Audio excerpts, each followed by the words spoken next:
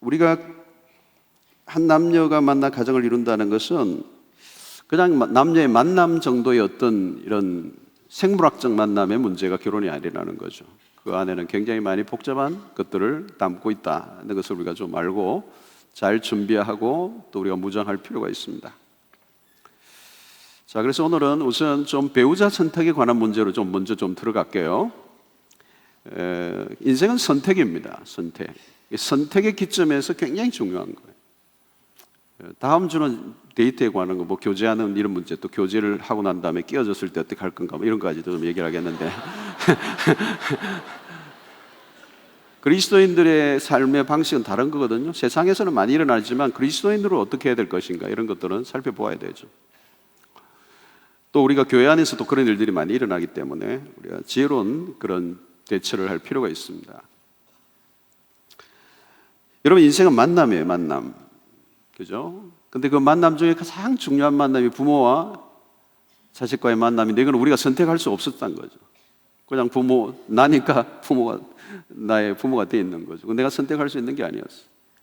그러나 여러분, 결혼은 이제 나의 선택에 문제가 생긴 거예요.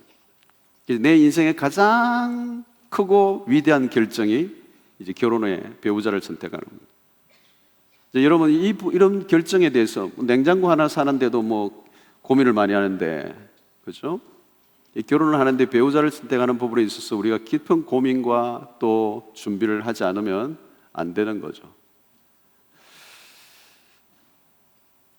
자, 오늘 첫 번째는 우리가 배우자 선택에 있어서 창조의 원리를 우리가 좀 생각하면서, 오늘 여러분 2장 18절의 말씀에 뭐라고 말씀하고 있습니까? 하나님께서 이 창조의 원리예요.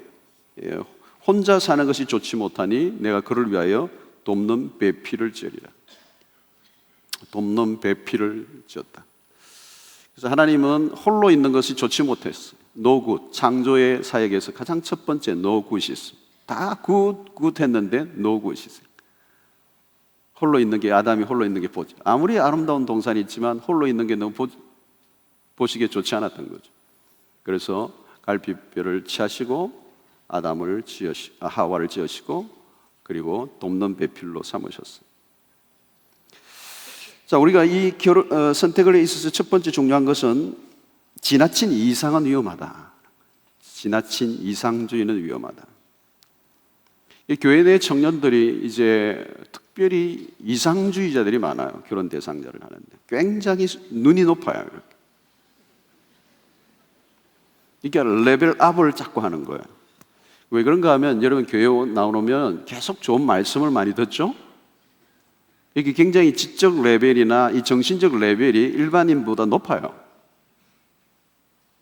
그러다 보니까 이제 신앙생활을 하는 우리 사람들이 전부 다 이렇게 자꾸 이런 것들을 눈높이가 자꾸 높아지는 거예요. 그러나 여러분, 너무 이상이 높으면 어려워지죠, 점점. 특별히 여러분, 우리가 학력과 집안 배경, 또 성격, 인물, 키, 경제적 능력, 모든 조건을 다 갖춘 사람을 찾습니다. 여러분, 이 세상에 모든 조건을 다 갖춘 사람이 없어요. 결혼 이제 대상자를 여러분 찾아보면 진짜 신기해요. 다 그게 하나 없는 거예요. 그런데 그 없는 게 내 마음에 걸려. 그 조건에. 완벽한 조건을 갖추고 있는 사람이 없어요. 그런데 우리는 그런 기준들을 자꾸 가지고 이상론적인 그런 관점을 가지다 보면 점점 결혼이 어려워지는 것이죠. 그래서 결혼을 하게 될 때는 언젠가 하면 자기 주제를 파악할 때예요. 보통 때는 자기 주제를 파악을 못해요. 지리로 치면 위치를 모르는 거예요, 자기. 두 번째 배우자 선택은 창조의 원리를 따라서, 성경적 원리에 따라서 이성이어야 합니다. 너무 당연한데 오늘 여러분 사회 문제가 되고 있죠? 트랜스젠더의 문제는 오늘 사회도, 한국 사회에 굉장히 많이 밀고 들어와 있어. 이번에 오바마 대통령이 이 동성애자들에 대한 지지 발언을 했죠. 그 정도로, 여러분 미국 대통령이 그 정도로 발표할 정도면 굉장한 파워를 갖고 있다는 거예요. 사회적 여론과 또 그들의 그 지지 세력을 염두에 둔 포석이에요. 그런데 여러분, 이것이 이미 한국 사회 안에 미디어에서도 이미 공개가 되고요. 다양한 그런 이 드라마나 있어서 이미 한국도 이렇게 많이 노출되어 있습니다. 부산의 동아대 그 의대 교수가 다 했죠. 많이 그 의사가. 여러분, 교회 안에도 지금 파고들어 있습니다. 호주에 있을 때도 이 문제 때문에 고민하는 사람들을 제가 상담한 적이 있었어요. 그래서 이게 미국 교단 안에서도 교단의 지도자들에게도 이 동성애자들이 있습니다. 그러니까 굉장히 많이 들어와 있습니다. 그러나 이것은 창조의 원리를 깨는 것이다. 뭐 이것에 대한 어떤 신학적인 부분의 강해는 지금 할 수는 없지만, 그러나 그것은 하나님의 의도하시는 가정이 아닙니다. 세 번째는 50%라도 아는 게 굉장히 중요해요. 평소에 잘 아는 것. 그러니까 우리 주변에 모르는 사람보다 평소에 잘 알고 있는 사람이 훨씬 더 결혼의 대상자 조건에 들어가는 거예요. 그러니까 막연하게 멀리 있는 막연한 누구가 아니고 평소에 주변에 늘 만나는 사람들, 장단점이 서로 노출되어 있는 사람들, 이제 이런 것들이 굉장히 중요하죠. 왜? 여러분이 아는 사람은 이미 50%를 따고 들어가는 거예요. 알고 있다는 게 굉장한 거예요. 이제 모르는 사람을 만나서 이렇게 우리가 교제하는 것은 굉장히 위험한 부분이 많은 거예요. 그만큼 모르는 거예요. 여러분, 겉보기에는 멀쩡해도 결혼하고 난 다음에 후회하는 경우가 굉장히 많아요. 개인적인 잘못된 습관이나 이런 것들이 그냥 노출되는데 굉장히 어려움을 주게 되는 요소가 많죠. 그래서 50%라도 아는 게 굉장히 중요하다. 그래서 여러분, 결혼의 대상자를 찾는 것은 특별히 육부 예배 안에서 많이 찾을 수 있기를 바랍니다. 네 번째는 차이를 너무 무시하면 안 돼요. 차이를, 너무 큰 차이는 힘들다. 형제들이 너무 어린 자매와 교제하는 경우가 있죠. 막 10몇 살 막 차이 나는데 계속, 너무 심하면 변태죠. 또 연상녀를 좋아하는 형제들이 또 있어요. 그죠? 연상녀. 요즘 뭐 이게 대세예요. 이게 연상녀와 결혼하는 이게 대세입니다. 굉장히 대세예요. 근데 여러분, 좌우지간 뭐 어느 쪽이든 나이가 너무 차이가 날수록 그건 자기들의 선택이지만 차이가 너무 날 경우에는 극복해야 될 문제들이 커진다는 건 사실이에요. 이 갭이 많을수록 극복해야 될 문제가 많은 거예요. 나이가 갭이 크다, 극복해야 될 과제가 많아요. 뿐만 아니라 학력도 마찬가지죠. 갭이 너무 크면 결혼하고 나면, 연애할 때까지 잘 모르고 결혼하고 나면 현실로 들어가면 달라져요. 굉장히 많은 문제가 있어요. 한쪽이 심한 열등감을 앓게 될 경우에 그거 쉽지가 않아요. 집안의 배경이 너무 큰 차이가 난다. 이게 사귈 때는 모르는데 현실로 들어가면 굉장히 어려운 문제예요. 그러니까 그만큼 극복해야 될 과제가 많아진다는 거예요. 그래서 가급적이면 그 갭이 좁아지면 좋죠. 비슷해지는 거. 예. 여러분, 한쪽은 막 품으려고 하는데 한쪽은 뭐 계속 뭐 열등감에 그냥 뭐 빠져서 허우적거리고, 그럼 부딪히게 되죠. 또 이런 갭이 너무 크면 언어의 소통, 생각의 이런 공통분모가 적어져요. 굉장히 어려워진다는 거예요. 집안 배경이 너무 달라도 여러분 실제적으로 살아가 보세요. 얼마나 그게 문화가 다른데, 각 집안의 문화가 너무 달라요. 근데 그건 하루아침에 만들어진 문화가 아니기 때문에 갑자기 고칠 수 없는 거예요. 근데 결혼하기 전에는 달랐던 게 매력이에요. 그러나 결혼하고 나면 다른 게 불편해져요. 다른 것 때문에 매력을 느꼈거든요. 근데 막상 결혼하고 보니까 불편한 거예요, 그게. 예. 그 다음에 우리가 중요한 것 중에 하나가 뭐냐면, 가장 중요한 게 신자여야 된다는 거예요.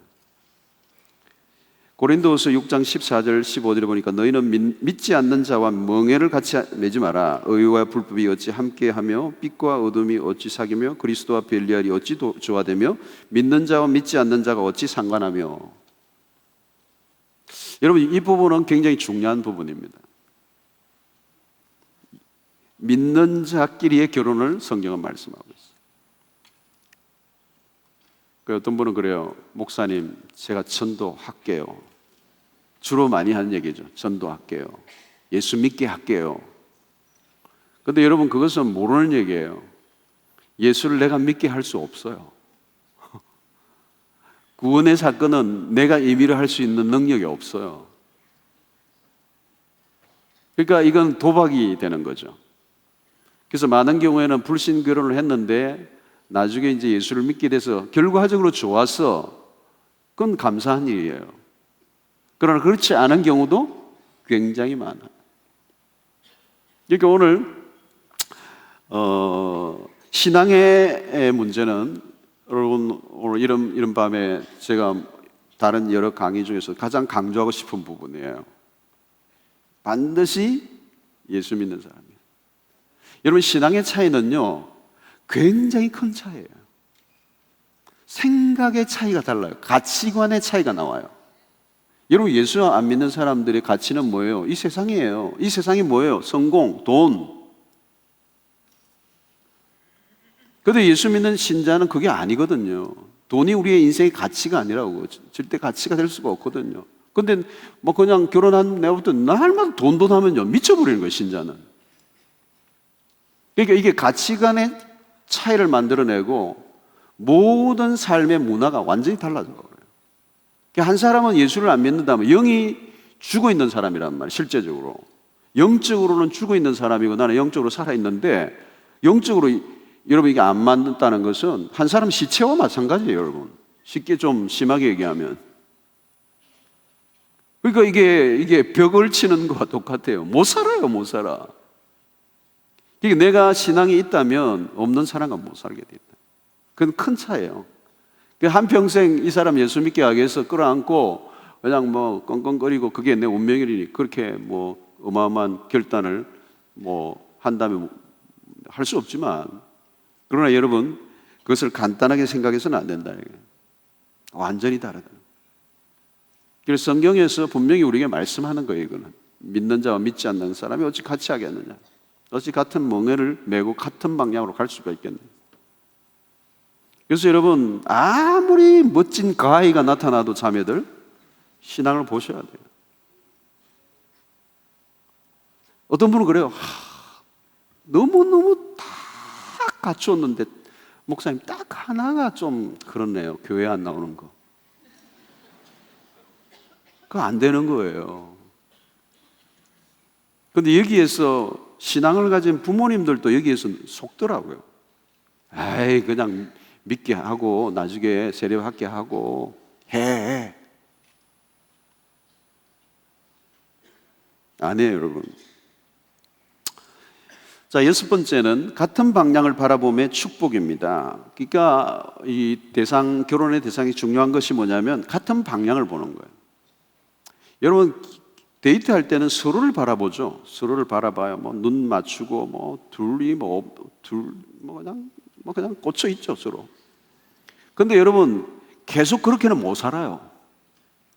둘만 쳐다보고는 못 산다니까? 두 사람이 진짜 행복한 삶을 살려면 두 사람의 방향이 같은 방향으로 어디로 온가 봐야 돼요. 공동에 추구하는 것이 있어야 돼요. 그게 뭐예요, 여러분? 비전이에요, 비전.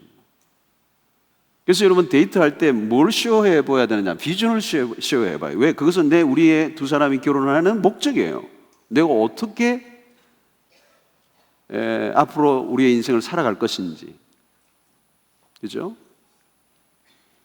그러니까 같은 방향과 목적을 나누는 거죠. 공동의 목표를 가지고 있어야 된다는 거예요. 특별히 자매도 그렇지만 형제에게서 이것은 굉장히 분명해져야 합니다. 저는 이제 결혼하기 전에 우리 제 아내와 함께 데이트하는 동안에 이제 이런 부분을 나누었는데 맞았어요. 딱 맞았어요. 비전이 맞았어요. 많은 얘기를 제가 다 확인을 해봤어요. 막 얘기하니까 맞는 거예요. 지금 결혼하고 같이 사는데 같아요. 거기에 대해서는 혼란이 없어요. 그러니까 많은 불일치가 있어도 같게 가는 이 시선이 고정되어 있기 때문에 굉장히 건강한 삶을 살 수가 있어요. 여러분, 이 결혼이라고 하는 한평생의 작업이거든요. 1, 2년 재밌게 살다가 끝내버리는 게 결혼이 아니에요. 그러니까 오밀조밀하고 재밌고 뭐 그런 거 좋은데 결국은 한평생 동안 우리의 가정이 걸어가야 할 길이 무엇인지에 대한 비전을 세워야 돼요. 그게 우리의 삶의 가치를 결정하는 겁니다. 그게 없으면 여러분 그냥 밥 먹고 사는 건데 그건 우리가 동물이 아니잖아요. 그렇게 할 수가 없는 거거든요. 자, 이 비전입니다. 비전을 확인해야 된다. 그 다음에 7번째는 외모만 보면 큰일 난다는 거예요. 여러분, 외모, 인물 보지 말라는 얘기는 아니에요. 인물 전혀 무시할 수는 없죠. 특별히 이번 자매인 경우에는 뭐 외모에 좀 신경을 쓰고 뭐 그런 거 좋잖아요, 여러분. 너무 가꾸지 않는 사람은 성실성에 문제가 좀 있죠.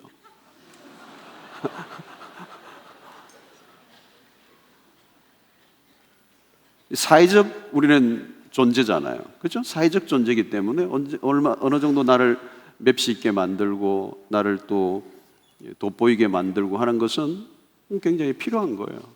뭐 되는 대로 살고 그러면 안 되죠. 그러나 여러분, 중요한 것은 뭐냐면 중심이 없는 외모를 가꾸는 거, 그건 의미가 없죠. 사실은 마음씨가 더 중요하다고 그러죠. 맵씨보다 마음씨.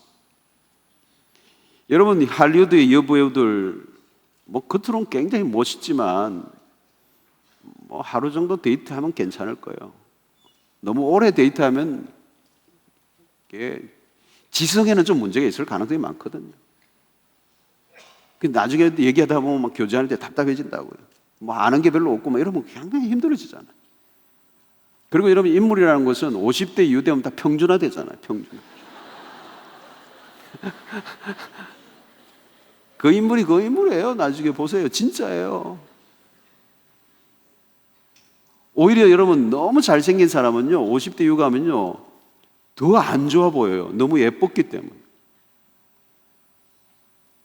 그냥 막 그런 대로 그런 얼굴이 오래 지속적으로 괜찮은 얼굴. 평균치. 그러니까 여러분, 우리 젊은이들은 외모를 굉장히 많이 중요하게 여기는데 사실은 여러분, 인물은 오래 가지 않아요. 근데 이 말이 안 들어오죠, 잘. 근데 오래 안 간다는 걸 써놓으세요, 빨리 노트에다가. 이규현 갈로 치놓고. 그때 목사님이 그래서 그랬구나. 지금은 안 들어올 거예요, 진짜예요. 그 다음에 또 우리가 생각할 것은 하나님의 뜻을 물어야 돼요. 결혼에 있어서. 여러분, 결혼을 내가 마음에 든다고 하는 게 아니에요. 물론 내 마음에 들어야 되지만 그게 다가 아니에요. 하나님의 뜻인지를 물어야 된대요. 오늘 제가 1부부터 5부까지 설교를 그거 했는데 다른 조건이 다 맞는다 할지라도 그것이 하나님의 뜻인지를 물어야 돼요. 하나님이 정해주신 사람이에요. 그러니까 여러분, 우리는 결혼을 그리스도인들은 계약이 아니에요. 언약이에요, 언약.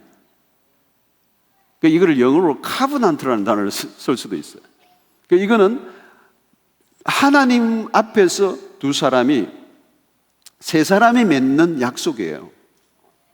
그래서 이것은 하나님의 섭리 속에서 이루어지는, 하나님이 맺어주신, 짝지어주신 것을 사람이 나누지 못한다. 그리고 이런 세상에서는 그냥 막 하지만 그리스도인들은 하나님이 짝지어주신 거라고. 그러니까 하나님이 예정해 놓으신 사람이 있다라고. 왔다 갔다 그냥 눈이 맞아가지고 결혼하는 게 아니고 하나님이 맺어주신 사람이 있다는 거예요. 여러분, 이게 굉장히 중요합니다. 하나님의 뜻을 물어야 된다. 하나님이 정해 놓으신 사람입니까? 라고 물어야 된다.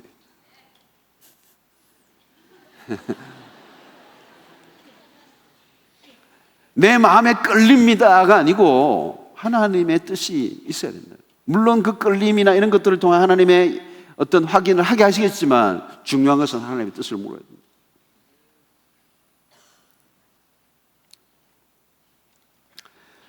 자, 그러면 결혼 대상자에 관한 부분은 이제 이런 부분이고, 어떻게 찾을 건가? 첫 번째는 등잔 밑이 어둡다. 아까도 비슷한 건데, 가까운 곳에 찾아라. 굉장히 중요한 얘기예요. 가까운 곳에 보물이 있어요. 그런데 우리는 너무 가까이 있다 보면 좋은 것을 몰라요. 가까이 있으면요, 그 기중성을 몰라요. 예수님도 그랬잖아요. 예수님은 너무 놀라운 분인데 그 고향에서는 몰라주는 거예요. 그 가치를 모르는 거예요. 그래서 여러분, 가까이 있는 사람을 다시 한번 유심히 보세요. 두 번째는 자신의 최선의 삶 가운데서 찾는 것입니다. 여러분, 막연한 기다림이 아니라 어떤 사람은 이제 나이가 좀 들어가면 결혼에 대한 강박증을 가질 수 있어요. 그래서 막 목을 메어. 어떻게 마음이 자꾸 급해지는 거예요. 그래서 자꾸 그 결혼에 목을 매면 결혼은 점점 멀리 도망가요. 그리고 여러분, 막 결혼에 목을 매달고 막 이렇게 다가오는 사람은 다 싫어해요. 겁나. 왜 이래. 상대는 전혀 준비가 안 돼 있는데 갑자기 가면요, 놀래게 돼 있어요, 다. 여러분, 지금이라도 마음에 드는데 어느 날 내가 표현을 해야 돼. 이래가 갑자기 표현해버리면요, 도망가 버려요. 사랑은 그렇게 만들어지는 게 아니에요. 시간을 두고 준비를 해야 돼요. 서로가 준비하게 돼요. 한쪽은 준비하는데 계속 난 너 좋아해 이러면 그건 스토커라고 그래요. 그럼 한쪽은 도망가요. 아주 질려버려요. 좋다고 해서 함부로 표현하는 순간부터 관계가 이상해져 버립니다. 그래서 여러분, 중요한 것은 뭐냐면 결혼에 대해서 생각하고 그런 나이가 들어가도 너무 강박점을 갖지 말고 자신의 삶에 최선을 다하는 삶이 중요해요. 그래서 여러분, 이건희 회장의 셋째 딸이죠? 아마 제가 알기로는 셋째 딸인데 그 딸이 그 삼성의 평사원하고 결혼을 했잖아요. 근데 그 평사원 남자가 어디에서 만났는가 하면 그 사회복지시설에서 만난 거예요. 이 형제가 사회복지시설에서 그 무슨 봉사를 하는데 이 삼성의 이건희 회장의 딸이 거기에 봉사로 우연히 갔다가 마주치어서 교제가 시작된 거예요. 그러니까 만날 수 없는 관계인데 어디서 만났어요? 그런 섬기는 낮은 자리에 있을 때. 그렇게 한꺼번에 졸지에 이거 어마어마한 재물가에 들어가게 된 거죠. 그런데 여러분 보세요. 내가 내 자신의 삶에 성실하게 살아가고 또 어두운 곳을 밝히고 순수하게 뭔가 섬기는 삶을 살아가는 그런 헌신된 삶을 사니까 그런 기회들을 받게 되는 거예요. 그래서 여러분, 교회에서도 여러분 그냥 교회만 출석하지 마시고 곳곳에 들어가서 봉사를 하세요. 또 교회에 특별히 이 학예 수양회라든가 이 선교 여행이라든가 이런 그건 포기할 수 없는 기회예요. 제가 이거 아주 힌트를 너무 세게 줬나? 올해 선교 여행 밀리는 거 아닌가? 선교 여행을 가는 가운데서 그런 섬기는 학예봉사는 그 자리에서 순수하게 땀을 흘리는 정말 순수한 그런 사람들을 만나게 돼요. 괜히 그런 봉사는 안 하고요. 그냥 쫙 빼있고 그냥 폼 잡는 데서만 있는 형제 좋아하다가는요, 그건 위험해요. 그런 제비일 가능성이 많아요. 아니면 꽃뱀이든지. 여러분, 중요한 것은 우리의 삶에 최선을 다하고 땀을 흘리고 성실하고 정말 진지하게 자신의 삶을 살아가고는 서 있는 사람이 매력적이에요.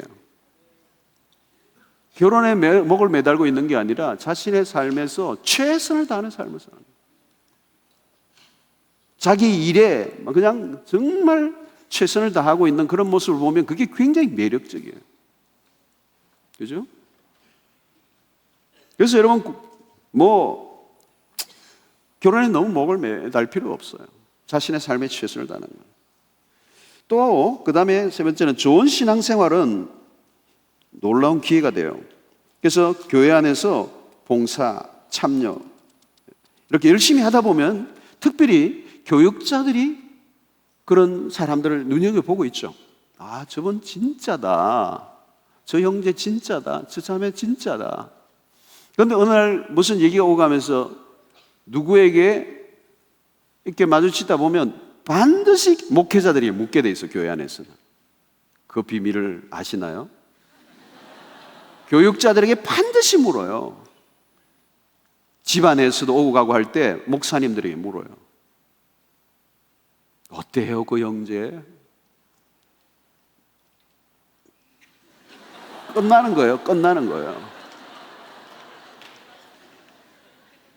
여러분, 교육자들에게 잘 보이세요. 근데 잘 보려고 내가 노력한다고 보여지는 게 아니고, 내가 정말 여러분 교회 안에서나 우리의 신앙생활 속에서 여러분들이 제대로 해야 된다. 이게 크레딧이 쌓여야 되는 거예요. 크레딧이 쌓이면요 되게 돼 있어요.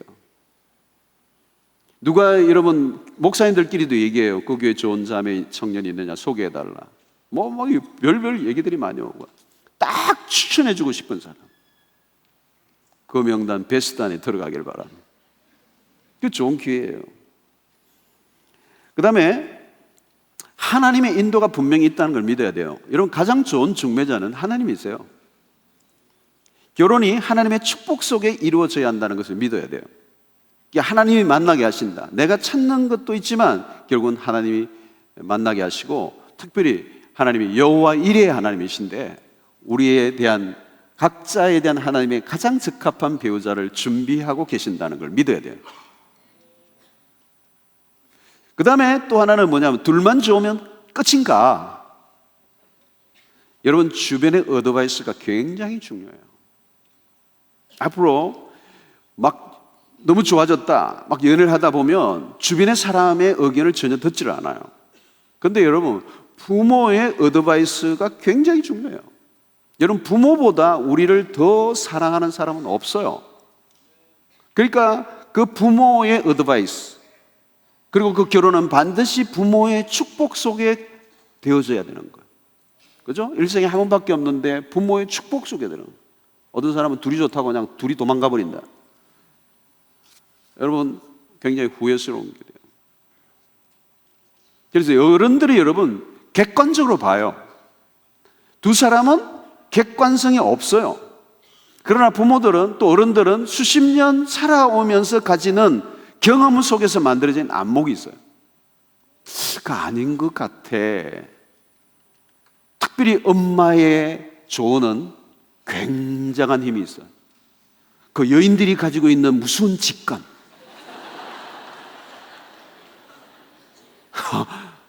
와, 그거요, 무서운 거예요, 여러분. 야, 걔 뭐가 아닌 것 같아. 논리도 없는데 맞아요, 그게. 신기해요. 그러니까 여러분, 주변에서는 진짜 아니라고 하는데 자기들은 죽고 못 사는 경우가 있어요. 객관성이 없어져 있어요, 두 사람은. 몰라요. 불인지 물인지 분갈이 안 돼요, 두 사람이 빠져버리면. 여러분, 사랑의 현상이긴 하지만 인생을 맡기는 것에 있어서는 문제가 있는 거죠. 그래서 사귈 때도 너무 뜨거워질 것 같으면은, 뜨거워지는 순간이 오면요, 서로에게도 약간의 거리를 두는 시간을 한번 가져볼 필요가 있어요.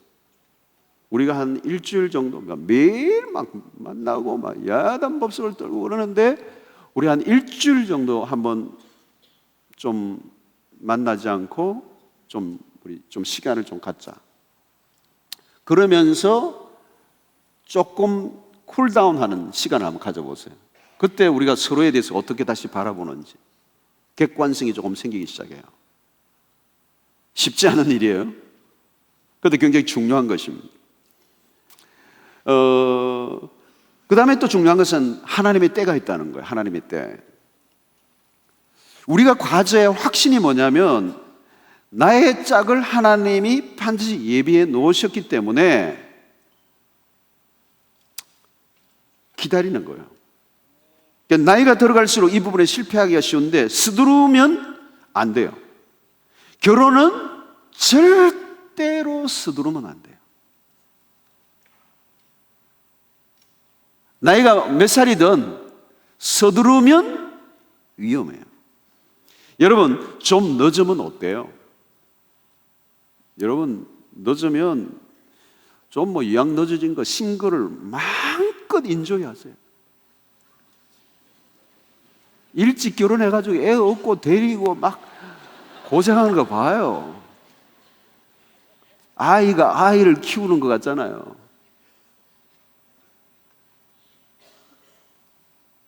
자신감을 가지고 더 적극적으로 생활하는 거죠.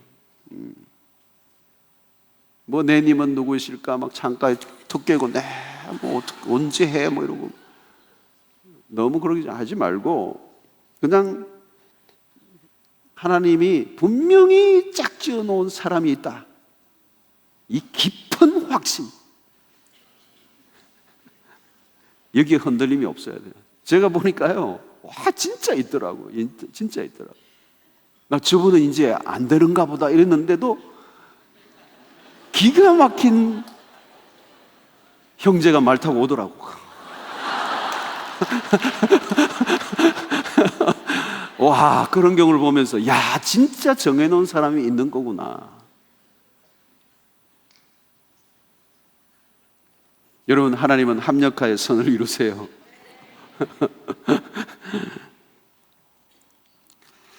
자, 여러분, 오늘 우리가 특별히 준비해야 될 것 중에 하나가 뭐냐면 준비하는 만큼 후회함이 없어요. 특별히 무슨 준비냐면 경제적인 준비가 있어야 돼요. 무능력한 상태로는 안 돼요, 여러분. 특별히 오늘날 깨어지는 케이스들이 경제적 문제로 인해 굉장히 많이 깨어져요. 왜 그런가 하면 결혼이라고 하는 것은 이상이 아니에요. 리얼리티예요. 현실이에요, 현실. 신혼여행만 딱 갔다 오면 현실이 와요. 딱 이제 전세비 뭐 나와요. 이제 내일 아침 뭐 먹을까 뭐 이렇게 나와요. 평소에는 뭐 늘 데이트할 때는 멋있는 모습만 서로 보았는데 이제는 뭐 어쩔 수 없어요. 리얼리티예요. 막 그냥 입 벌리고 하는 것도 보야 되고 이제 이상한 추리닝 입고 그냥 김치 냄새도 나고 이게 막 뒤집어 놓은 얼굴 막 그냥 이제 마주쳐야 돼요. 데이트할 때는 막 한 몇 시간만 참으면 되잖아요. 힘들어도 막 예쁘게 보이고 막 고상하게 보이고 형제들도 막 힘들어도 막 벗어줄까요? 그러면서 막 덮어주고 자기는 떨고 막 집에 가서는 막 콜록콜록하고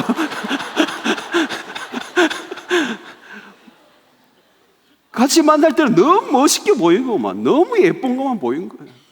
근데 현실로 들어가면 오 마이 굿니스 different 너무 달라. 또 화장을 너무 진하게 한 자매는 얼굴을 몰라볼 뻔해요. 그러니까 여러분, 경제적인 문제는 왜냐하면 이상의 문제가 현실의 문제예요. 그래서 특별히 형제 쪽에서 한국의 문화 속에는 분명한 경제적 대책을 가지고 있어야 돼요. 또 두 사람이 같이 그런 부분에 대한 의논이 필요해요. 대책 없이 결혼하면 안 돼요. 좋으니까 그런 결혼해? 아니에요. 어떻게 살아야 할 거는? 경제적인 문제가 전혀 안 되면 안 돼요. 특별히 여러분, 결혼은 뭐냐면 서로에 대해서 책임을 지는 거예요. 사랑이란 뭐냐면 다른 단어는 결혼 안으로 들어가면 책임을 지는 거예요. 그러니까 도대체 책임의식이 없는 사람, 여러분 이런 사람 만나면요 일평생 죽어나는 거예요. 특별히 여러분, 자매들의 입장에서 형제를 바라볼 때는 굉장히 중요한 기준 중에 하나가 책임감이 있는가 없는가를 봐야 돼요.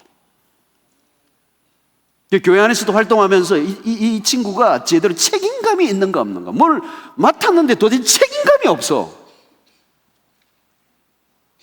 그건요, 좀 두고 봐야 돼요. 여러분, 사랑은 책임지는 거예요. 언제까지? 죽을 때까지. 책임도 못 지면서 결혼한다는 건 문제가 되죠. 특별히 뭐예요? 결혼은 현실이기 때문에 경제적인 책임이 있는가? 그런 책임을 질 수 있는가? 경제적인 능력을 뭐 다 갖추고 어떻게 결혼하겠어요? 그러나 최소한의 책임을 질 수 있는가? 그런 부분에 준비가 되어 있는가? 굉장히 중요한 거죠. 여러분, 그런 부분에 대해서 너무 부모 의존적이다. 모든 게 부모로부터 오고 자기는 아무것도 안 한다.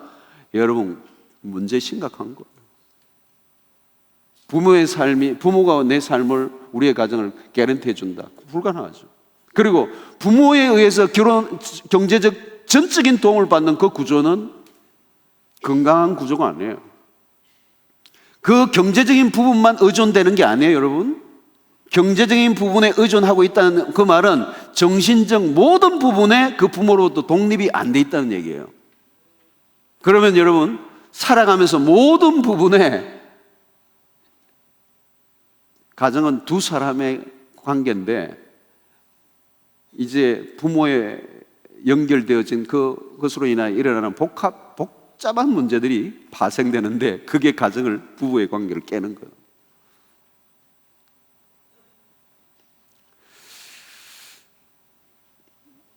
두 번째는 정신적인 거예요. 정신적인 준비인데 최소한의 정신적 준비가 되어 있는가. 그러니까 왜 결혼을 하느냐라고 하는 이 질문에 대답을 어떻게 하느냐가 중요해요. 어떤 사람은 나이가 됐잖아요, 뭐 이런 사람이 있어요. 정신이 조금 부족해요. 결혼에 대한 의미가 분명하게 정리가 안 되어 있는 거예요. 그렇죠? 그러니까 사물과 사건에 대한 분별력, 판단력들이 있어야 돼요. 이제 결혼이란 건 뭐냐? 두 사람이 함께 삶의 모든 것들을 결정하고 판단하고 살아가는 거예요. 이제는 부모에 의해서가 아니라 한 개체로서 충분한 그런 결정력을 가질 수 있으려면 판단력이 서 있어야 되죠. 그게 정신적인 준비예요. 그래서 너무 이런 결혼은, 나이가 너무 어린 결혼이 깨어지는 경우들이 꽤 있는데 그 이유가 뭐냐면 정신적 준비가 안 돼 있어요. 그래서 여러분, 결혼으로부터 오는 다양한 부담과 갈등들을 이겨낼 정신적 성숙도가 없는 거예요. 여러분, 결혼을 하다 보면 수없는 위기들이 와요. 삶의 위기들이 몰아닥치는데 그것을 이겨낼 만한 정신적인 그런 성숙을 가지고 있지 않으면 그냥 바삭 깨져버려요.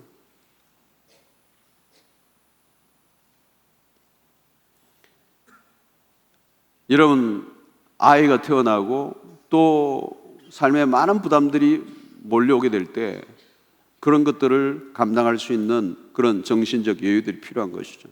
그래서 너무 늦어도 그렇지만 너무 빠른 결혼도 힘들어질 가능성이 높습니다. 세 번째는 영적인 준비입니다. 여러분, 결혼은 갈등과 위기의 연속이에요. 그것을 뛰어넘어 승리할 수 있는 힘이 어디에서 나오느냐? 신앙의 힘이에요, 신앙의 힘. 저는 주례를 굉장히 많이 했어요. 호주에서 주례를 굉장히 많이, 여기 와서는 이제 주례를 제가 안 하니까 할 기회가 없는데 호주에서는 이제 주례를 많이 했어요. 근데 주례사 할 때 할 말이 별로 없더라고. 나 가만 보니까 뭐 열심히 얘기해도 주례할 때 보면요, 둘이 딱 서로 막 보고요, 얘기도 안 들어요. 그냥 둘이서 떼주고 막 바라보고 둘이서 그냥 어쩔 줄 몰라 하고 나 혼자 설교하고 있는 거야. 나 지금 무슨 얘기 들었냐? 몰라요, 몰라. 나 주례 설교를 오래 길게 안 했어요. 늘 길게 안 하고 요약컨대 예수 잘 믿어라. 예수를 잘 믿어야 되는 거예요. 여러분 뭐 여러 가지 사랑에 대한 방법론 아무리 얘기하면 뭐해요? 몰라서 못해요? 뭐 서로를 오래 참아라. 사랑은 오래 참는 거다. 오래 참는 거 몰라요? 안 돼서 문제지. 근데 오래 참게 만드는 힘이 어디서 나오는 거예요? 영적인 것에서 나오는 거예요.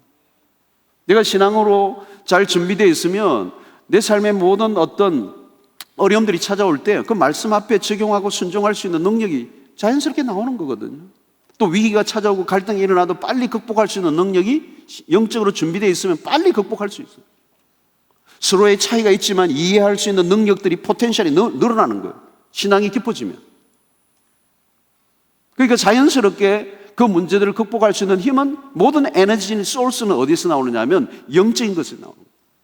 사실 여러분, 영적으로 신앙생활 제대로 하는 사람들은요, 가정 문제를 자연스럽게 극복해 나가요. 가정 세미나 뭐 어디 안 다녀도요, 가정 세미나 내 다니면서도 가정 깨지는 경우가 있어요. 최근에 내가 어떤 내하고 잘 아는 사람인데, 자기 아내가 상담학 공부하고 난 다음에 가정이 깨져버렸어요. 상담에 대한 공부를 해보니까 이 남편 문제가 많은 거예요. 그리고 내가 얼마나 많은 상처를 가지고 있는가, 그래 자기가 스스로 불행해져 가지고 상담 공부하고 오히려 더 이제 인생이 불행해져 버린 거예요. 여러분, 세상의 이론과 방식과 그런 세미나 이런 것들로 되는 게 아니에요. 가정을 향한 다양한 공격과 위협들이 올 때에 그것을 이겨낼 수 있는 근본적인 힘은 어디서 나오냐면 하나님의 은혜예요, 은혜. 그래서 여러분, 교회 안에서 신앙생활을 잘 하는 그것이 우리의 가정을 건강하게 세워나가는 일에 굉장히 중요한 거예요. 그래서 아까도 얘기했지만 신앙을 가진 사람이 아니라고 하는 것은 그 다음에 얘기할 게 하나도 없어요, 사실은. 세상적인 기준을 보고 결정하게 될 때 그것의 후유증은 어마어마하게 큰 거예요. 세상의 기준들은 좀 못 미치지만, 지금 내가 생각하던 어떤 기준에 못 미치지만 신앙이 있고, 특별히 그의 어떤 성격적인 부분에 있어서 큰 문제가 없다면 여러분 굉장히 좋은 거예요. 다른 것들은 여러분 살아가면서 만들어져 가는 것이고, 특별히 여러분 이 성격적인 문제나 이런 것들, 신앙의 문제는 근본적인 거거든요. 사실 성격도 그래요. 성격이 기본적으로 문제가 있으면요, 그걸 알고 결혼하면 이런 성격을 내가 평생 끌어안겠다 그러고 뭐 사명으로 알고 가면 할 수 없지만, 성격은 잘 고쳐지지 않는 거거든요. 안 고쳐져요, 잘. 그것이 주는 그 고통은 굉장히 큰 거예요. 여러분, 매일 같이 산다고 생각해 보세요. 이게 뭐 하나 문제가요, 작은 문제가 아니에요. 데이트할 때 그냥 까짓 거 그냥 또 안 보니까 일단은 헤어지니까 각자 또 잊을만 하면 또 다시 만나고 이러면 된다고. 근데 결혼은 그게 아니에요. 같이 사는 거예요. 이 신앙의 문제와 성격의 문제는 대단히 중요한 문제예요. 이것이 오늘 우리가 점검해 봐요. 그 다음에 이제 계획을 세워야 되죠. 계획을 잘 세워야 됩니다. 가정에 대한 설계도. 여러분, 설계도 없이 집 안 짓죠? 가정들도 설계를 해야 돼요. 그래서 내가 언제 결혼할 것인지, 또 어떤 형태로 우리 가정을 끌어나갈 것인지, 결혼 이후에 관한 거. 제가 그 결혼하는 커플들 만나보니까요, 대부분 결혼식의 준비를 많이 하더라고. 결혼식은 중요하지 않아요. 결혼식 이유가 중요하지. 어떻게 하니, 어떻게 날, 어쩌고 그러는데, 그날이 그렇게 중요해요. 그날도 중요하긴 한데, 그날 이유가 중요하다고. 그러니까 우리 결혼 전체에 대한, 홀 라이프에 대한 계획을 미리 세우는 게 중요해요. 그 다음에 뭐 해야 돼요? 기도해야 되는 거예요. 여러분, 인생은 내가 기도한 것만큼 이루어져요. 결혼에 대해서도 여러분들 기도하셔야 돼요. 구하라, 찾아라, 두드리라. 여러분, 배우자에 대해서도 여러분 구하세요. 또 찾으세요. 이 구하기만 하면 있어 안 되고 찾아다니세요. 팀에도 들어가고 미션 출입도 가고 자꾸 찾아보세요. 이제 이 사람일지 모르겠다, 두드리세요. 프로포즈, 어필을 해보는 거예요. 그러나 결혼에 대한 최종적인 결정은 하나님이 하세요. 그래서 하나님을 우리가 신뢰하고 의탁하는 것이죠. 하나님이 엘리에셀을 통해서 그 아브라함의 종 엘리에셀을 통해서 이삭의 아내를 찾아오게 하죠. 예비하신 그 이삭의 아내를 만나게 하고 이삭이 결혼하도록 만들어주는 이 모든 과정 속에 하나님의 역사를 우리가 보게 되는 것입니다. 자, 오늘 우리가 우리의 결혼에 관한 기본적인 이런 아웃라인을 여러분들에게 오늘 설명을 해드렸어요. 기본적인 아웃라인이에요. 다음 주일날 여러분들하고 좀 더 디테일한 것을 살펴보도록 하겠습니다. 우리 한번 찬양하고 기도하고 마치도록 하겠습니다. 다 표현 못해도 나 표현하리라. 나 고백 못해도 나 고백하리라.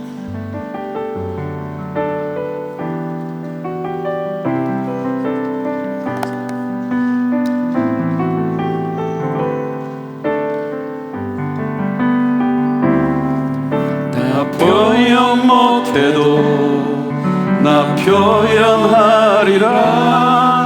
다 고백 못해도 나 고백하리라. 다 할 수 없어도 나 알아가리라. 다 닮지 못해도 나 닮아가리라. 표현 못해도 나 표현하리라. 나 고백 못해도 나 고백하리라. 다 알 수 없어도 나 알아가리라. 다 닮지 못해도 나 닮아가리라.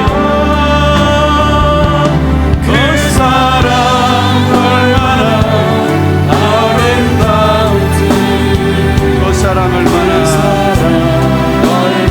날 부욕해 하는지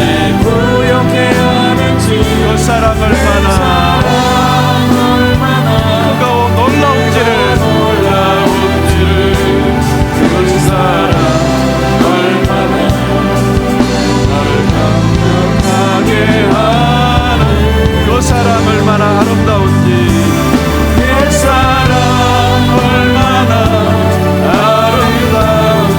그 사랑 얼마나 그 사랑 얼마나 날 부욕해 하는지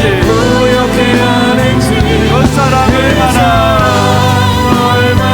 크고 놀라운지 그 사랑 얼마나 나를 감격하게 하는지 그 사랑 얼마나 아름다운지 그 사랑 얼마나 아름다운지 그 사랑 얼마나 날 부욕해 하는지 그 사랑 얼마나 뜨거운지 그 사랑 얼마나 날 감격하게 한다 하겠습니다. 그 사랑 얼마나 아름다운지 그 사랑 얼마나 아름다운지 그 사랑 얼마나 그 사랑 얼마나 날 부욕해 하는지 그 사랑 얼마나 놀라운지 그 사랑 얼마나 나를 감격하게 하는 그 사랑 얼마나 아름다운지 그 사랑 얼마나 아름다운지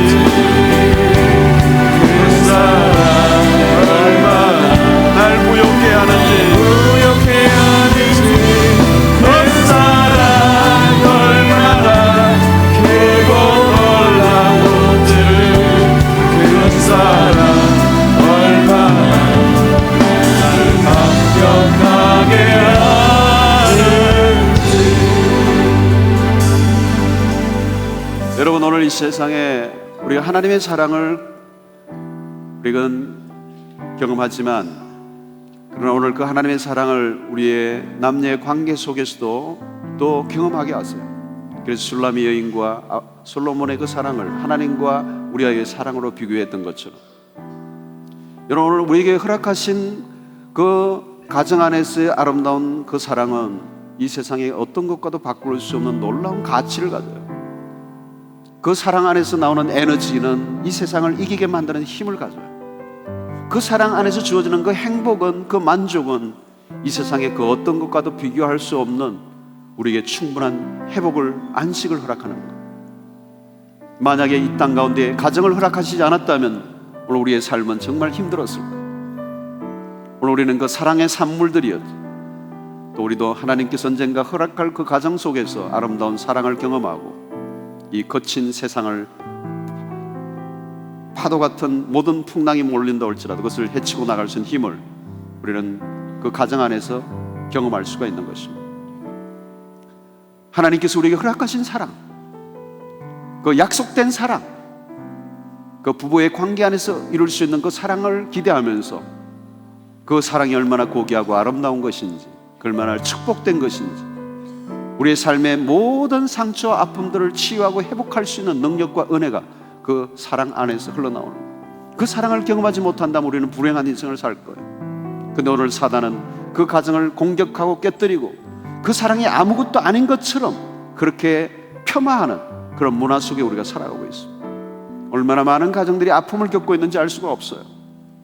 여러분, 우리에게 찾아올 그 아름다운 미래의 결혼을, 축복된 하나님의 그런 가정을 만들기 위해서 우리는 잘 준비해야 될 것이고, 또 우리가 그 하나님을 신뢰하고 믿음 안에서 하나님의 인도를 받아가면서 우리는 이런 가정을 이루어가는 그런 비전을 가지고, 꿈을 가지고 우리는 준비하며 기도하며 우리의 몸과 마음을, 그리고 우리의 모든 사회적 경제적 준비를 해나가는 그런 우리 자신들이 되어야 될 줄로 믿습니다.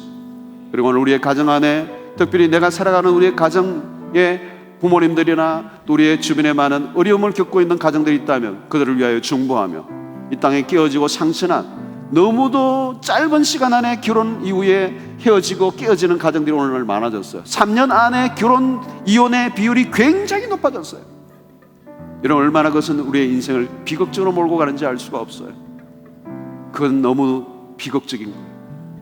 여러분, 오늘 그런 가정들 안에 회복의 역사, 이 땅의 가정을 깨뜨리는 사단의 모든 공격들을 하나님 막아주시고 오늘 깨어진 가정들이 회복되는 역사들이 일어나게 하여 주시옵소서. 그런 중보 기도를 할 필요가 있겠고요. 오늘 결혼 외에 잘못된 관계 속에 사랑을 오염시키는 이런 문화 속에 하나님, 우리가 거룩함을 지켜나가게 하시고 하나님의 백성으로서 준비된 아름다운 결혼을 위하여 우리가 우리의 자신을 지켜나가는, 준비해 나가는 거룩한 주의 백성들이 될 수 있도록 은혜를 베풀어 주셔서 어느 날 주님이 우리에게 허락하시는 그 아름다운 그 가정 안에서 황홀한 그 사랑을 경험하고 이 세상 가운데 정말 아름다운 가정의 모델이 될 수 있는 그런 비전을 가지는 이 밤이 될 수 있게 되기를 바랍니다. 하나님, 그런 아름다운 가정을 허락하여 주시옵시고 그날까지 우리가 믿음으로 주님을 신뢰하며 기도하며 하나님의 인도를 받아가는 삶을 살겠습니다. 그리고 무너지고 깨어진 가정들, 또 이 가정을 흔들어 놓는 이 사단의 모든 권세를 대적하며 하나님 앞에 기도하며 나아가는 이 밤이 되기를 원합니다. 주여 한번 크게 외치고 기도하겠습니다. 주여!